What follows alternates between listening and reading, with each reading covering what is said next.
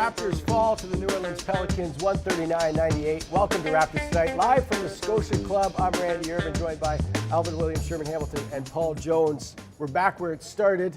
Throwback. Yeah. I just want to say, my bad, first of all. I got the menu late, and I didn't put the order in on time. So Jenna Newlands, shout out to Jenna from Scotia Club. She ran and got us some pizza, so I just a big shout out to her and from Real Like Sports. Anthony Edwards, huh? Yeah. That's me. That's late today. So I know I promised you a steak and you filet mignon and Jonesy, the salmon. But we got pizza and popcorn. It's not that bad. I'm low maintenance. Yeah, right. Just kidding. You are. All right, let's talk about the game. Jonesy got away from them pretty quickly there. What happened? What broke down? What didn't break down, should I say? I thought after Willie Green called that timeout in the first quarter, and they finished on a 28-9 run, and I thought you saw a harbinger of things to come in that little stretch. Their defense was really good. They were playing inside out because they attacked the paint to start and then started pitching it out. They are the number 5 3-point percentage team in the NBA. I don't remember them missing many threes tonight. Yeah, it looked like number 1. Yeah, they did a terrific job. And Al and I were talking just before the stream went up. Herb Jones, Trey Murphy. I mean, Jones is an Alabama guy, and there's a list of long, angular Alabama forwards. Go back to Robert Ory, Antonio McDyess. They just kind of keep coming. All these guys that are cut and made the same way. And Herb Jones is, to me, one of the more underrated players. And you look at the bookends with him and Trey Murphy. Again, we were talking about this. They can guard you. They can play inside when they throw it into Jonas. Ingram handles the ball on the outside. They don't really have, I mean, Zion's the quote star on the team, but they have a bunch of really, really good, solid players. One of the guys in the back said, Trey Jones to him, and some of you might have to look this up on YouTube, is like his modern day Dennis Johnson. Defends, solid. Herb Jones. Yeah, Herb Jones. Yeah. Doesn't make mistakes and knocks down shots when you need it. Yeah, I mean, people talked about him just as a defensive stopper. The guy can shoot it, right? What were the main defensive issues that you saw, courtside? Issues? Yeah. For the Raptors. Oh. I mean, you're playing against Zion Williamson, Brandon Ingram, C.J. McCullough. Yeah. Like, you got very talented players. You got talented players that can not only get their own, they get others involved, and they break your defense down. They can get inside, they play with force. You got Zion, once again, he's going in the paint towards the basket. Brandon can shoot over top of it. CJ's running around, and everyone else is just in their spot. So, I mean, it's just a tough team. Yeah. Sometimes you just got to go into games, you're like, all right, we're going to try to take something away. But teams are just too good. That team's just too good, and it was an underhanded team. No Scotty, no Pirtle, so you don't have the size there. So it was just a tough matchup for everyone a part of the Raptors roster. You asked this question before we went live. What kind of noise can they make? What do you think? I don't know. I mean, I health is a big. Oh, you asked that question. Health is a big thing, and We should switch spots. So. anybody should switch with you. We got security over here. But I'm just saying that, this is a team that if they're healthy with the style they play, they put a lot of pressure on your paint. They force your defense to contract and protect the rim and protect the paint. Then they have shooters that they can spray it out to. So if they're healthy, they're not going to be an easy out in the playoffs. Yeah. You know what I mean? I think that they can make any Can they team. win a round? Yes. I think they can. Yes. And they can make, I think, any team in the West feel them, and the potential is there. Now, the question is, because they're a good defensive team as well, how balanced are they now when they attack a team that they can score on and they can defend? This, to me, is what makes them interesting and what makes them problematic. And we're not talking about them. We're talking about the Clippers and the Nuggets. There's a lot of talk about the Lakers, and the Lakers are fighting to stay in the play-in. But no one's talking about New Orleans, and I guess it's because they don't think they'll be healthy maybe. But if they're healthy, I don't know who wants to see them in the playoffs. Well, right now they're fifth. They're fifth. So Yeah. they would play They got the home- Clippers they're good, yeah. in the first round. That's not an easy out. No. And they've, if I'm not mistaken, they've beaten the Clippers this year already. I mean, regular season playoffs are different, but when you think of the power that the Clippers have with the likes of Paul George and Kawhi Leonard and James Harden, you got guys that can match up with them, Yeah. guys that can make it tough for them, you know? So that'd be a heck of a series. Do you think that anybody can really stop Zion? No. Yeah, that's it, eh? He's too big. Yeah. He's too big. And He has too a- quick. He has a quick first Yeah. step. And again, I don't know if it's disrespectful. I don't know because he hasn't played enough. But he reminds me so much of Charles Barkley. Growing Yeah. up in Philadelphia, Charles Barkley, like you look at him, you don't think he's that quick. But yeah, he was quick like a cat. Athletic, can play with the bigs, was very physical. Then he started to work on his outside handle and stuff like that. So I think when you talk about a body type, and you talk about a similar game, he reminds me of a Barkley type. So it's very difficult to guard him. I think at the end of the day, his passing ability is something that's going to separate him. It's underrated. It's Very. very underrated. Very. Man. Like he doesn't just go to the basket to dunk or to finish. He goes to the basket to find others. So that's a big thing. And then you add Bi, Brandon Ingram, man. He's a special player, and I think he's an underrated. I don't think he's talked about enough. And he's somebody that can go out. So they have two players that draw a double team. So that's going to be big for them. I think it's interesting with Zion that people know that he's not a jump shooter. He's a guy that's trying to get to the basket. He's trying 38% from three. He's trying to get Taking 13 threes. Right. He's trying to get to his left hand. He's trying to get to his strong hand. And no matter what you do, he seems to move you just enough at his size, the guy guarding him, not quick enough. Now he's past you and all kinds of problems. There's all kinds of issues. And he's Got you shaking your head right now. you're shaking your head as to how do we cover him? What do we, and as Al said, what are we going to give up to try and stop him, knowing that we just may have created some big leaks, tried to patch this leak, and then there's some huge leaks in other places, as the Raptors saw tonight. Yeah. There's a lot of criticism about whether Zion and Bi can play together. What do you make of that? Look fine to me.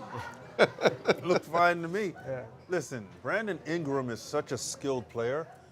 He's the epitome of get to your spots and get your shot off. I mean, at that 6'10", whatever, 6'11" he is, when he elevates, there's nothing you can do. He gets to that It's a free little throw bit line like Kevin area. Durant, right?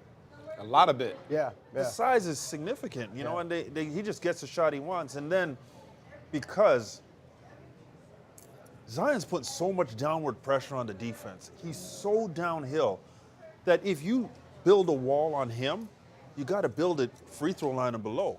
Well, guess what? Brandon Ingram's there, CJ McCollum's there, these are proven scorers in the league. And then you have Herb Murphy in the Jones. corner, Yep. you got Jones in the corner. It's a nightmare to defend. And because they can all, on the other end, get after it defensively, this team is interesting. I'm not going to say that they're a contender, but they are an interesting squad. I want to see how they are if they're healthy in the playoffs. Would you be surprised if they win a couple of rounds and all of a sudden end up in the conference finals? I would not be. I wouldn't be. I mean, if it doesn't happen, people say, well, you know, they're not good enough. But they are certainly built that way, and they have the talent to do it. They really do.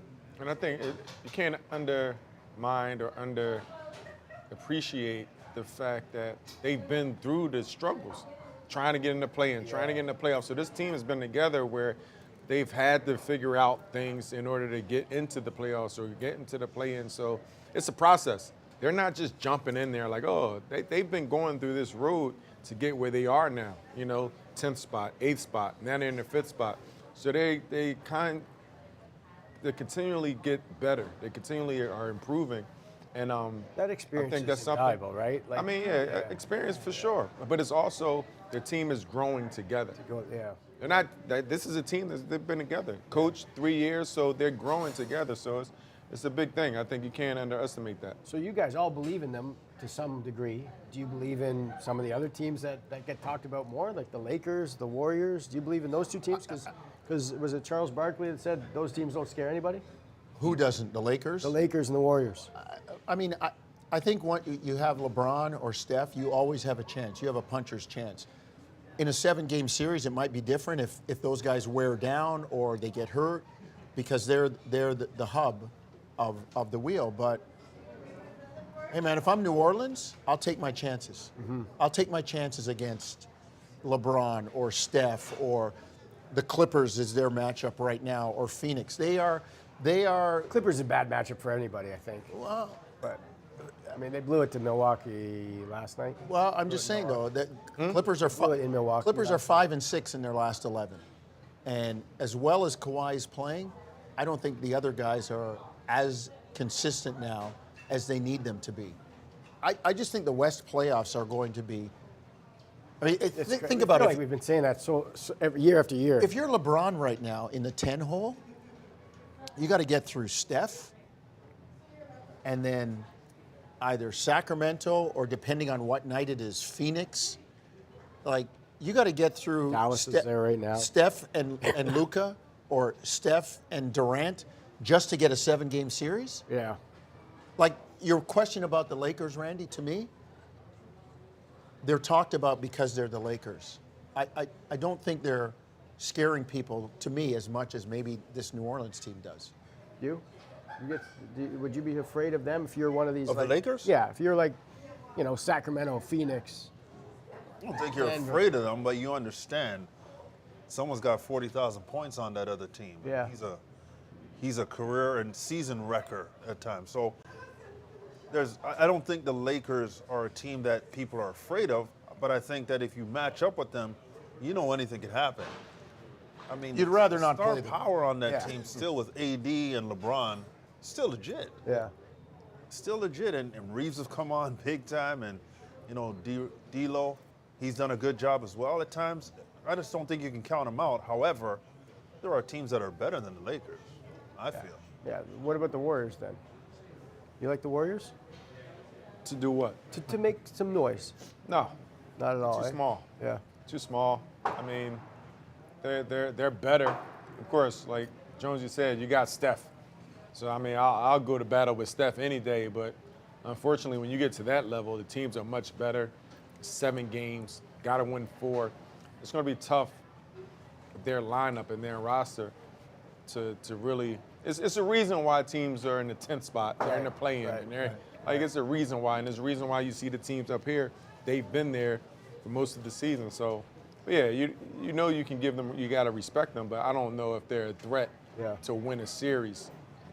I mean, they got the pedigree, but when I watch them, I think they can do things in bursts. I don't know if they can beat someone 4 times, especially some. But that's always been them, right? But when they've been most successful, they've had deep teams, and they were very good defensively. Yeah. Right?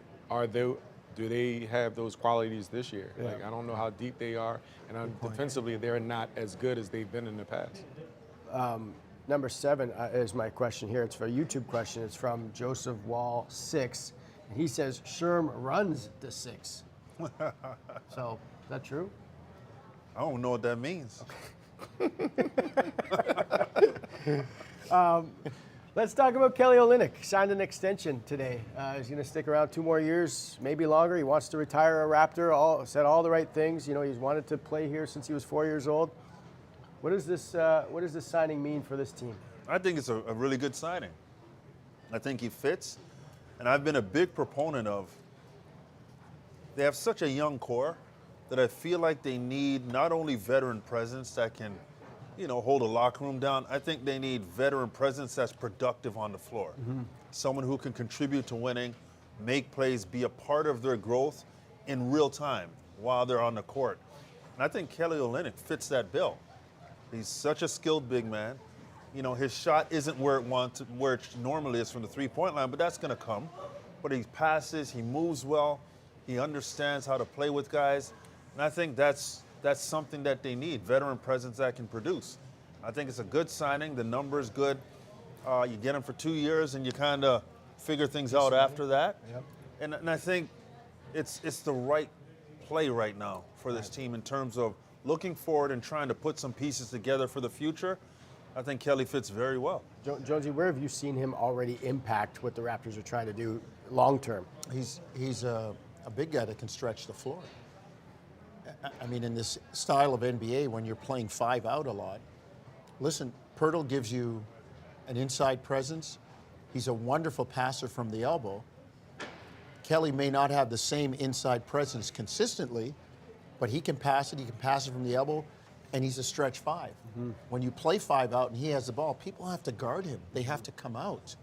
He can put it on the floor, and he's smart. He's smart enough to be almost like a point center out there in terms of getting guys into the right spots, making the right pass, making the right decision. I don't know if the Raptors have had a guy that can play out there and do that kind of stuff since Marc Gasol. Yeah. I can't think of one consistently. Yeah. And in today's NBA, you've got a guy now who can do that. And Kelly, and to Sherm's point, he's a vet. It's not his first birthday party, and he'll be good with these young guys. He's like 32. Yeah. Javon Freeman-Liberty got some time tonight. Recently had his contract converted into a standard NBA contract. Very successful G League campaign with the 905. He averaged almost 24, almost 7 rebounds, 4 assists. What? Excuse me. What can he offer this team? I don't know. It's a small sample size, but I like him. Yeah. I like his ability to score, but tonight I like the way he changed the tempo of the game. He played defense. Yeah. Like he's guarding Brandon Ingram at the point. He came from the help side, blocked his shot, got out in transition. He's not bashful. He can score the basketball, and that's the one thing. Scoring a lot of times it will transfer wherever you are. You learn how to. Scorers can figure it out.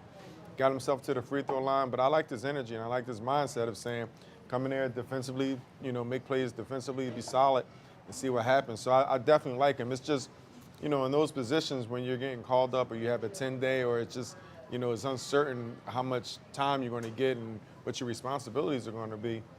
It's hard for you to always have your mindset there all of the time. So it's going to be, depending on his mindset and his approach. But I really feel like he has the maturity and understanding what it's going to take to be successful. Yeah. But I like his game.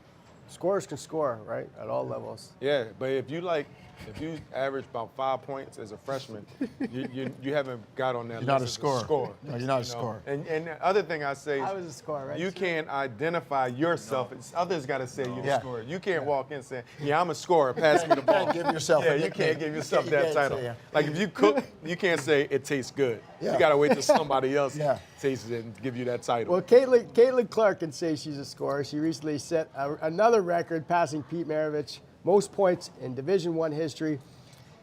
For basketball fans that might not know her, and you would know her by now, just put into perspective, Sherm, this accomplishment. It's an amazing feat. You think about what it takes to break that record. And my only caveat is Pistol Pete did it in 1s and 2s. Yeah. You Yeah. know? Yeah. He didn't have a three-point line to rein it from. But Caitlyn Clark is special. She is special. Watched her a few times. She's must-see TV when She's it comes fun to to watch. watching her play. Yep. She has that Steph Curry effect. So I enjoy watching her, and it's an amazing accomplishment. But when you shoot a volume of threes, you have a chance to get it done, and she got it done. So tip my hat to her. It's going to be interesting to see her on the next level in the WNBA, see how this translates when, as we say, when she gets to the big time, and see if she can still be that type of sniper. But, man, Should be she's able fun. to, She's right? fun to watch. Should fun be able watch. to. She's She not should going to have be shy. No. She's not going to be shy. And I think one of the people who might be able to stop her is her coach, depending on where she's. I mean, it looks like she's supposed to go to gonna Indiana? She's going to Indiana, number 1. And they're a team, like, not a good team, so they're hopefully on the come up, and they're going to put butts in seats, and she's going to go out there shooting. I'm interested to see what happens with her going forward as we get into the tournament, right? Yeah. We're in March. Yeah. And they made it to the national final last year. Because she's bringing a team that's not really traditionally a powerhouse team. No, but they do have some good players. Yeah. If you watched Iowa play, they got some decent players, and they are a good team, even though she's the leader. So, Right. I mean, they made it to the championship last year. They were in the Final Four. So, let's see. I mean, the tickets to watch her play have been unbelievable. I want to talk about this. I've been wanting to talk about this for a little while. Scottie Pippen, Luke Longley, Horace Grant will embark on a speaking tour in Australia called the No Bull Tour. where they will discuss playing with Michael Jordan and their championship the first 3 years. Al, in terms of optics, is this a good idea, a bad idea? How do you wrap your head around this? Well, they stole my idea because me, Michael Stewart, and John Thomas was going to go around talking about Vince. Where though? Social club. Your local neighborhoods. Library. Was it like a Local barbecue? YMCA. Public library. Yeah. Public library. Yeah, they stole our idea. They stole the trailer. Backyards and barbecue. You got to pay people. Yeah, you got to pay people to come see us. On the patio. Hey, yo, over here, parking. We got something to say. You heard of Vince? You're going to kill him. But nah, man. I don't know, man. Are you searching for questions for tonight? No, Who cares? Like, does anyone really care? Well, that's what I'm wondering. Do you think people are like we Yeah, saw people what are Michael there. we saw what Michael had to say in The Last Dance? Okay. Like that seems like gospel to me. Is What the are premise they of gonna this say? is the premise of this tour by them? We want to rebuff what Michael was saying. It didn't happen like that. Yeah. If that's the premise, it's going to be salacious. There's some stuff's going to come out, but the other part of that is for them. They need to realize they played with a dude that made them immortal, right? Like they played with a cat that got them, well, Scotty, 6 rings, right? So if he's not the greatest, he's close to it, and you were right there with him. So Like Tito and Jermaine and them come talking about Michael Jackson. Yeah. You know what? He carried the group. Yeah. It is what it is. Yeah. Like, all right, it is what it is. Like, are you going to really listen? The title of it is the No Bull Tour. They kind of, it's obviously. So the other dual stuff was meaning. bull, huh? That's what I'm saying. Like, do you think that there's going to be some stuff come out that people are going to go, Absolutely. That's why they're doing it. I want to know what it is. Are you excited to see it? This is not new. Scotty has spoken out about how he feels about The Last Dance and some of the things that were said about him or how he was portrayed. So it's not a surprise that Scotty would want to say something. And he's got some running mates now who want to do it with him. That's all. Yo, come on, man, let's do it. Would you watch it? would you pay for it? That's the question. I'll watch it. I don't know if I'd pay for it. I only watched the first bootleg thing because it was during During the COVID, and it was. But I watched it. I would have religiously. watched that anyway. I watched it. I wouldn't watch it the way I watched it. I was tuning in. Yeah, Like, yeah. I was like, all right, let me catch it. I was the world I was stuff. hyped for that. Yeah. I was gonna watch that hard. You know what's crazy? I didn't even know it was coming out. Oh really? But I don't watch TV. You liked it, right? Yeah, no, it was great. Yeah. It was great. I watched every episode. Like when he was saying how that's just how I was, and then he started crying, or like he's like, end of it, and he walked away. That was kind of funny. He had an acting coach that told him, Q. You know, like the why way, are you that's like the way that, I man? play. If you didn't like it, Why are that's you so like weird. that? So weird. That's the way I play. What happened to you? Who hurt you? I heard as a child, dog. Childhood trauma. Good time to end the show. Gotta let that go. I just, if you don't like to play that way, that's fine. All right, the Oscar goes to, Mike. and then you impersonating Mike. Next game for the Raptors, Thursday against the Phoenix Suns. Tip-off goes at 9 p.m. Eastern. Raptors tonight will go live on YouTube shortly after the game. Thank you for watching. We'll see you next time.